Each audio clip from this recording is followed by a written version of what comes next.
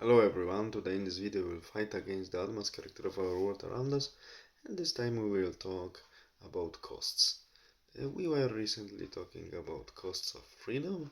I encourage you to look at this video, but today we will talk about the costs of weapons. And here we see that currently armed conflicts are more local, they are more limited to the well-defined, not so huge region.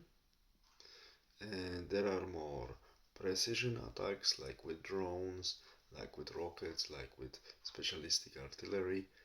Of course, there are some panzer weapons like tanks, but everything is filled a lot with electronics and very expensive devices. So we see, unfortunately, that the weapons the developed countries are using, in particular so-called Western countries in geographical sense, plus Israel and their allies all around the world. These weapons are very, very expensive. The problem for them starts when we look at their opponents. I mean, people from poorer countries like Arabic countries or Southeast Asia or Africa. Such guy can take a jar of acetone peroxide and box of nails and can sacrifice himself, or simply can use this detonation item to make a lot of harm to the well-equipped armies, because training of the soldier also costs a lot. So together with equipment, with uniform and so on, and training, the costs of such soldier and equipment he uses and training he got are incredible. And we see that with the jar of acetone peroxide, for instance, and the box of nails, this person can be eliminated completely from the world, or can be mutilated and eliminated from the military activity. So it doesn't matter if these soldiers during such terrorist attack dies or is wounded. A goal is achieved. He is eliminated from the military actions. So we see that opponent of well-developed countries can make a lot of harm to the people and equipment of the armies of Western countries for several $100s maximum. So these are not huge costs, not at all. So in such situation, we see that in case of full-scale operation, maybe initially, like in Iraq, Western country can win easily, but later keeping this territory and this population under some regime would be extremely costly, and profits would be quickly overrun by the costs. And there is another problem, that in majority of Western countries, steel industry was dismantled in 70s, 80s. Iron Belt in United States became a Rust Belt. So states in which there was a concentration of the steel industry simply simply dismantled. The government, federal, dismantled the smelters and steel factories. That is why there would be another problem in terms of full-scale conflict. Very quickly, United States and the Western allies, after 2 months, a recent report says, would run out of tanks and planes, and later they would have to go seemingly to museums to take the individual equipment from there.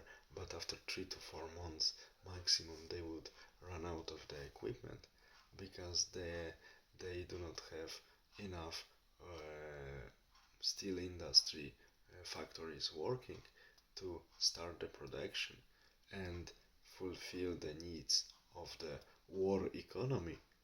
So we see that greed by transferring the all not ecological and heavy industry production that required a lot of labor force transfer it uh, into the outside world for the Western countries was not a wise, very detrimental move.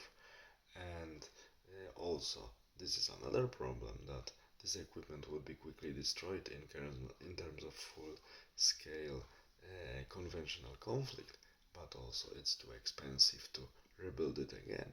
That is why, if we are getting more and more technologically advanced, more and more technologically specialized, the costs of the equipment we produce and the costs of the people, for instance soldiers, we train increases dramatically.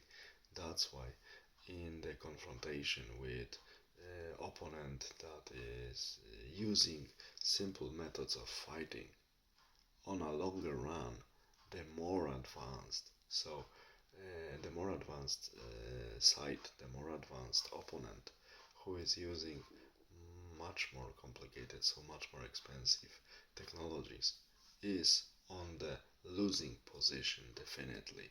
So one can say if nothing changes and industry will not be rebuilt, steel industry and so on, in some regions of the world, and soldiers will not be trained in much cheaper way, and conventional equipment for conventional military actions will not be present in a proper amounts.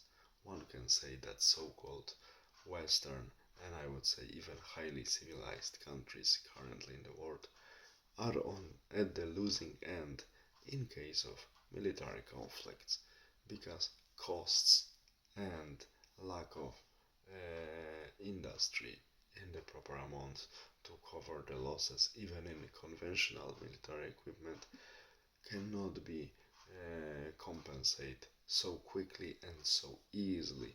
So laziness, social welfare state, and greed that also altogether made elites of some countries, especially Western Europe, but also to a large extent United States and Canada, to transfer their production outside their countries, the heavy industry and other